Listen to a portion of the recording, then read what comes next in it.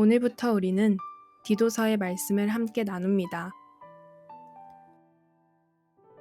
바울은 주후 63년경 로마 1차 투옥에서 풀려난 뒤 곧바로 서바나를 방문하고 거기서 에베소, 빌립보, 고린도 등을 방문하기 위해 여행하던 중 그레데에 들렀다가 그레데 교회의 심각한 문제점들을 인지하고 디도를 그곳에 남겨두어 그 같은 문제점들을 바로잡도록 조처하였습니다. 그레데는 로마에 정복당하기 전에는 자치정부를 가진 독립국가였기에 그레데인들은 로마인들에 대한 강한 적대감을 가지고 있었고 로마의 지배에 대항하여 자주 폭동을 일으켰습니다. 또한 유대주의의 영향을 받아 할례와 같은 형식적인 구약 율법 준수를 구원의 필수 조건으로 내세우는 율법주의로 인하여 그리스도의 복음의 진리가 상당히 왜곡되어 있었습니다. 뿐만 아니라 극도로 타락한 헬라 문화의 영향으로 불신자인 그레데인들은 물론이고 심지어 그레데 교회 성도들 중에도 나태와 방종에 빠진 자들이 상당수 있었는데 그들 중에는 신앙과 행위는 전혀 무관한 것이라는 그릇된 신앙관을 가진 자들도 있었습니다. 이에 바울은 이러한 환경에서 목회하는 디도를 격려하며 거짓 교사들을 척결하고 교회 질서를 바로 세우기 위한 목회 지침을 주고자 디도서를 기록하게 되었습니다. 오늘 우리가 함께 나눌 말씀은 디도서 1장입니다. 디도서 1장은 인사와 장로의 자격, 그리고 그레데 교회의 상황에 대한 말씀입니다. 이제 각각의 내용을 살펴보겠습니다. 1절부터 4절입니다. 바울은 그레데에 남겨둔 디도를 위해 편지합니다. 4절에 같은 믿음을 따라 나의 참 아들 된 디도에게 편지한다고 합니다. 여기서 같은 믿음이 무엇인지를 보아야 합니다. 1절부터 3절을 보면 바울이 사도가 된 것은 하나님이 택하신 자들의 믿음과 경건함 속에 속한 진리의 지식과 영생의 소망을 위해서라고 합니다. 그리고 이 영생은 하나님이 영원 전부터 약속하신 것으로 하나님의 때에 하나님의 말씀을 전도로 나타내셨습니다. 바울은 이 전도하라는 명을 받았습니다.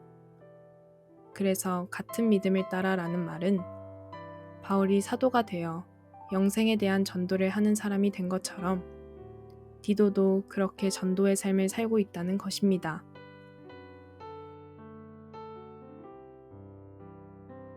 5절부터 9절입니다. 바울은 디도가 그레데 교회에 남겨진 이유, 즉 장로를 세우는 일을 하라고 합니다. 그리고 장로는 다음과 같은 사람이어야 한다고 말합니다. 6절을 보면 가정을 믿음으로 잘 돌보는 사람입니다. 남편으로서 부모로서의 역할을 잘 감당하는 사람입니다. 7절을 보면 개인적인 성품과 행동에 있어서 구별된 사람입니다. 책망할 것이 없는 사람을 말합니다. 8절과 9절을 보면 말씀에 순종하는 사람입니다. 말씀의 순종을 통해 교회 안에 있는 사람들에게 본이 되어 바른 교훈으로 권면하고 거슬러 말하는 자들을 책망할 수 있는 사람을 말합니다.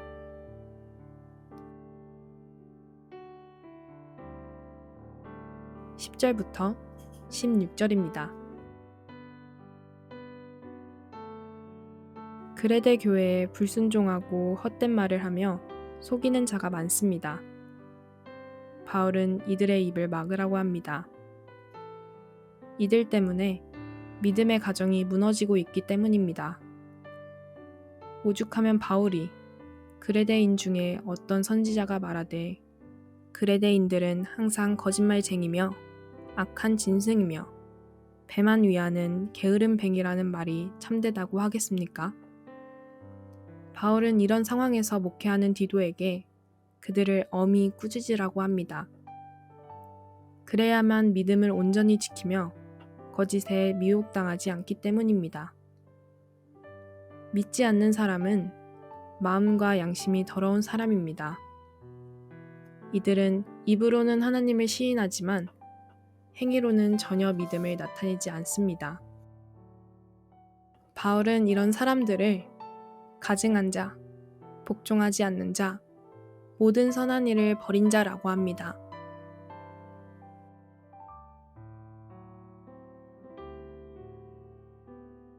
오늘 우리는 디도서 1장의 말씀을 통해서 바울이 그레데에 남겨둔 디도를 얼마나 사랑하는지를 보았습니다.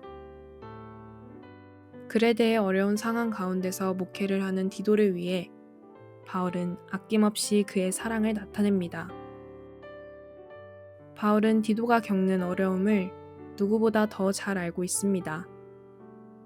하지만 그 어려움을 누구보다 잘 극복해 나갈 것도 알고 있습니다. 그래서 그레데 교회가 겪는 어려움을 잘 해결해 나갈 것을 기대하며 그에게 이 편지를 썼습니다. 4절에 믿음을 따라 나의 참 아들 된 디도에게 편지하노니 하나님 아버지와 그리스도 예수 우리 구주로부터 은혜와 평강이 내게 있을지어다를 통해서 디도를 향한 바울의 마음을 알 수 있습니다. 또 교회 안에서 지도자가 갖추어야 할 덕목이 무엇인지 보았습니다. 또 교회 안에서 지도자가 갖추어야 할 덕목이 무엇인지를 보았습니다. 교회의 지도자는 세상의 지도자와는 다르기 때문에 세상이 요구하는 기준과는 다른 면들이 많은 것을 알게 됩니다. 이런 기준을 보면서 오늘날 교회 지도자들의 모습을 비추어 보아야 합니다. 어느샌가 오늘날 교회 지도자들의 모습 속에서 말씀이 제시하고 있는 기준과는 많이 다른 점들이 보이고 있기 때문입니다. 그리고 교회 안에서 믿음을 흔들고 무너지게 하는 일체의 거짓에 대해 단호하게 대처해야 한다는 것을 보았습니다. 교회 안에서 다름은 인정해야 합니다. 하지만 본질에 있어서의 다름은 절대 인정해서는 안 됩니다. 그것은 전혀 다른 길을 제시하기 때문입니다. 목회자가 있는 이유가 바로 바른 길로 인도하기 위해서입니다.